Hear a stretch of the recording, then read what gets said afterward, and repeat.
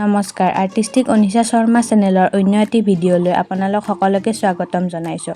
আজি মই বনাবলৈ লৈছোঁ এটি অসমীয়া গহনা ছেট। যোৱাকালি দিয়া শৰ্টছটোত মই এইডাল বনোৱাৰ লং ভিডিঅ' দিব লাগে নে নাই তাকে সুধিছিলোঁ আৰু আপোনালোকে লাগে বুলি কোৱা বাবে আজি মই লং ভিডিঅ'টো আপোনালোকলৈ আগবঢ়ালোঁ। গহনাডাল বনাবলৈ মল্ডিং ক্লে সমান অনুপাতত লৈ তাক ভালকৈ মিহলাই লৈছোঁ আৰু ঘূৰণীয়া আকৃতিৰ কাগজ এখন কাটি লৈ তাত ক্লেখিনি ভালকৈ আঠা লগাই দিছোঁ।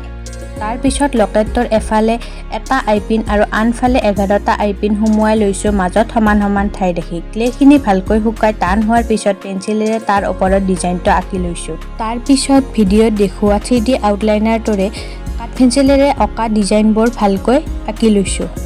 3D আউটলাইনাৰখিনি ভালকৈ শুকোৱাৰ পিছত তাৰ ওপৰত জেছো লগাইছোঁ। জেছোখিনি ভালকৈ শুকোৱাৰ পিছত তাত গোল্ডেন কালাৰ 3বাৰ কৰিছোঁ যাতে কালাৰটো ডাঠ হয়। তাৰ পিছত ভিডিঅ'ত দেখুওৱাৰ দৰে ডিজাইনটোৰ ওপৰত ৰঙা ৰং কৰি দিছোঁ।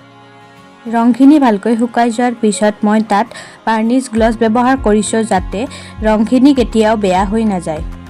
এই মণিবোৰ গাঁঠিবলৈ মই নাইলন থ্ৰেড ব্যৱহাৰ কৰোঁ কাৰণ নাইলন থ্ৰেডবোৰ বেছি শক্তিশালী হয়। নাইলন থ্ৰেডডাল লৈ 2 মিলিমিটাৰৰ ৰঙা মণি আৰু 5 মিলিমিটাৰৰ গল্ডেন মণিৰে ভিডিঅ'ত দেখুওৱা ধৰণে মণিডাল কাটিছোঁ। মই মণিডালৰ মাজত গল্ডেন মণি ব্যৱহাৰ কৰা নাই যদিও আপোনালোকে গল্ডেন মণি ব্যৱহাৰ কৰিব পাৰে। মণিডালৰ দুয়োফালে মই ভিডিঅ'ত দেখুওৱাৰ দৰে 2টা জাম্প ৰিং ব্যৱহাৰ কৰিছোঁ। মোৰ আগৰ ভিডিঅ'বোৰত দিয়া আপোনালোকৰ অশেষ মৰমবোৰৰ বাবে মই আপোনালোকক ধন্যবাদ জনাইছোঁ। আপোনালোকে দিয়া এই মৰমবোৰে মোক নতুন বস্তু বনাবলৈ উৎসাহী কৰি তুলিছে। আগলৈও যেন আপোনালোকে মোক এনেদৰেই মৰম দি যায় তাকে কামনা কৰিছোঁ। আৰু এনেকৈয়ে এই অসমীয়া গহনা ছেটটো মই বনালোঁ। ভিডিঅ'টো ভাল লাগিলে লাইক, শ্বেয়াৰ, ছাবস্ক্ৰাইব কৰি দিব। Bye bye.